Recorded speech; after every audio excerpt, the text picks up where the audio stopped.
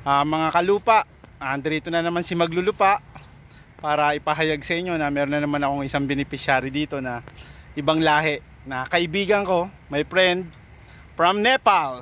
He's a Nepali. He's working here as a gardener. He's also a very generous man. You know, I will tell to you the little story again.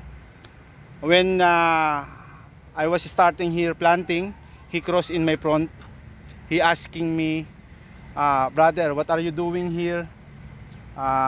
What you are going to do? And then I answered him, me and my supervisor, we planning here to make a little farm. And then he answered to me, that's good. And then he offered to me some right tools for gardening. I borrowed him a shovel. I borrowed him reke, that we call kalaykay. This guy is very generous. So now I catch him around here. So I invited him to I have something gift for him to pay back. And then he don't hesitate to come here to accept my gift for him. So Santalal, can you show to our subscriber the 4 healthy bitter gourd? So now I'm very lucky.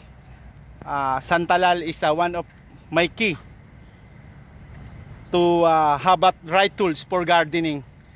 So Santalal, may I know how long you working here in this company?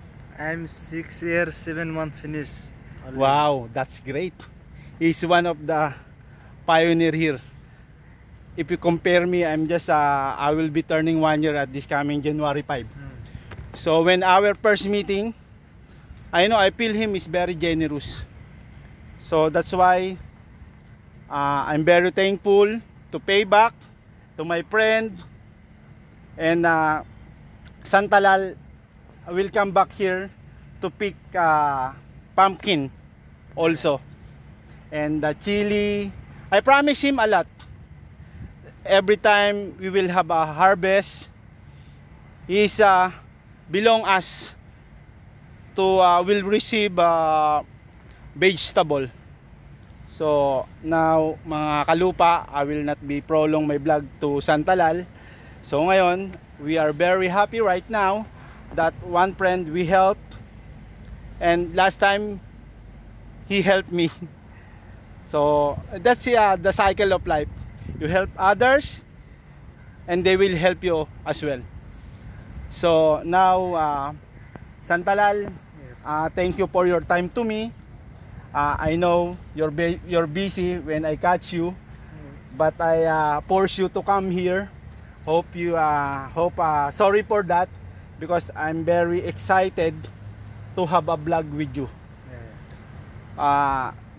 Santalal, he asking me my YouTube channel because he's willing to subscribe to my channel and to be proud and to be part of our little farming here.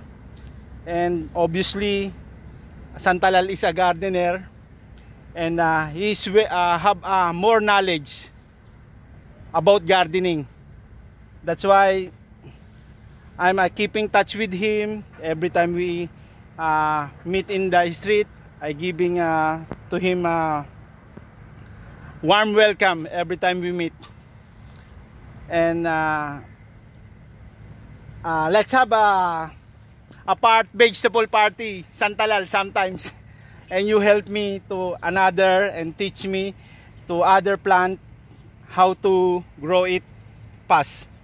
So Santalal, thank you for being a very good friend to me. You showing us a very nice approach to me. Now I will not be prolong again my vlog. Santalal, just say hi to our subscriber. Hi, this channel, subscribe and like. Yes. And share. See, he's a very supportive person. So some Nepali friends, if we will have a harvest, I will invite him to come here with you, and I will give to them which fruits that we harvest. So tell them, just wait for my announcement, and we will priority the Nepali team. Okay.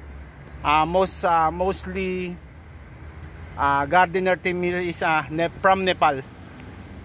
So now I will stop it my vlog. So we are very happy that we help someone again.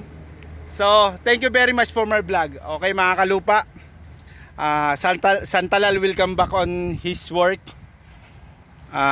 Ngayon very proud ako na natulungan ko na isa rin sa mga gusto kong tulungan. So mga kalupa, tuloy lang ang buhay, tumulong tayo kung anong ang ating nararapat. Santalal, just wait, we will take a picture after my vlog. Okay guys, we will take a picture to Santalal. I will post it to my page. Okay, thank you.